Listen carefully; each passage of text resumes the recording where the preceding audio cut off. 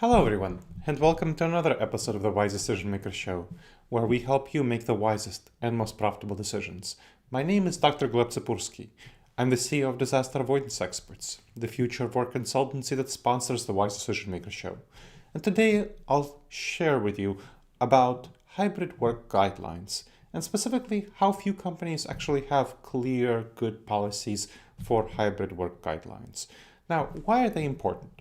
Well, they provide a clear expectation for employees to navigate the world of hybrid work. And here, companies are establishing stable policies that don't change with leadership. Now, if you don't have stable policies, that creates a lot of problems. That creates problems of employees not sharing expectations of leadership, that they don't know what they plan for, and when new leaders come in and they say, hey, change things around, go back to the office or go back home or whatever it is, that creates a lot of problems.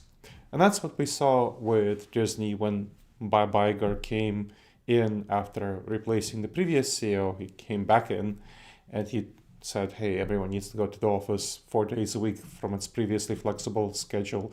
And what happened with Twitter, which was still named Twitter, then was renamed into X, when Elon Musk took over and he changed its previously flexible work policies into coming into the office full-time or those sorts of demands. And we've seen that time and time again when new leaders come in and they change office policies, return to office policies, hybrid policies, and that creates a lot of disillusionment, disenchantment, poor morale, serious issues for retention, recruitment, productivity. So this is not something you want to see happen with just new leaders coming in and completely changing things around. That's why you want to have stable policies, predictable, clear policies of what's going forward. Now, how do actually organizations approach policies around hybrid work? So Mercer, which is an HR organization consulting firm, found that in a survey of 749 organizations, 48%, just about half, they rely on informal, ambiguous guidelines. That, of course, creates a lot of problems, does not create good, clear, shared expectations. 17% take a completely hands-off approach, which is basically telling their employees to do whatever they want. At least employees know that, and that's better than informal and ambiguous guidelines. If employees know that, hey, you do whatever you want, or team managers are told that you do whatever you want with your team, that's at least providing some clarity. Only 34% rely on best practices, clear and transparent formal rules for remote work. So that is the best approach, having clear and transparent formal rules on remote work. This lack of communication is something that really harms recruitment, retention, as well as morale and engagement. So why do companies struggle to convey hybrid policy as well? You might be surprised to know that companies do struggle. A fishbowl survey of 7,300 professionals that asked about whether they understand their company's hybrid work plan found that just about half understood their company's guidelines, but just about another half really did not. That's not a good outcome. A lack of understanding, that ambiguity, that informality, that is not a good approach. Now, we know that HR leaders see hybrid work as a huge recruiting advantage. According to a report by IWG of HR leaders, it found that 95% see hybrid work as an effective recruiting tool, 60% believe hybrid work boosts retention, and 80% agree it helps increase employee satisfaction. And we know that that is very beneficial from the perspective of HR leaders, but if you don't have clear guidelines, this, of course, harms worker engagement. I'll give an example. So a mid-sized IT services company which allowed hybrid and remote work, but lacked clear guidelines and expectations, had a number of bad consequences. And this was before I started working with them as a consultant, and this is what I found when I started working with them. There was confusion and resentment among team members. Some felt overworked, others weren't very well utilized. So that contributed to high turnover rates and difficulties in attracting top talent. And that's something we had to work on in addressing the situation, this kind of baseline. About some other impacts, let me share with you about a large financial services company that didn't have clear guidelines for remote work. Again, another example where I came in as a consultant, they asked me to help them out. It's lack of expectations and communication. So what I saw as a result of doing surveys and focus group, there was a lack of clear expectations for communication, collaboration that undermined people's ability to stay on the same page and meet guidelines. So there was poor coordination as a result. That caused a decline in productivity and morale, and top performers were not so eager to work at the company. Let's talk about the importance of guidelines for retention and recruitment. One of my clients, those two clients did not allow me to share about who they were. I can share with you about another client that did, the University of Southern California's Information Sciences Institute. And I consulted with them to help develop their hybrid work guidelines, which were placed on the website's Join Us section. So the Join Us section, of course, the recruitment section, their HR director said that he found the guidelines quite helpful for talent recruitment. And of course, they helped for retention as well. And that is an example where they helped in recruiting data scientists and retaining the current ones they had, because if the organization made their guidelines public, well, that's a good sign that they'll stick to them. Now, let's talk about the importance of formal hybrid work guidelines. These guidelines outline expectations for office presence, communication, collaboration, work hours, as well as other dynamics.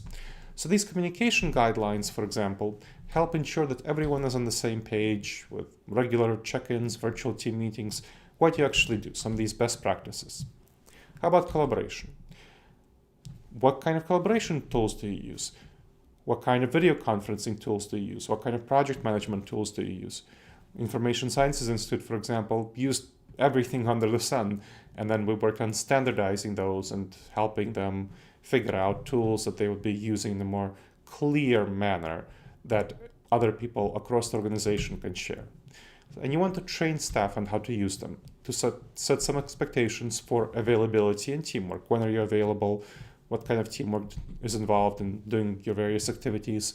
And consider various guidelines for work hours to avoid the pressure on staff being constantly available. So for example, you could say something like, well, your general work hours are going to be from anywhere from 8 a.m. to 6 p.m.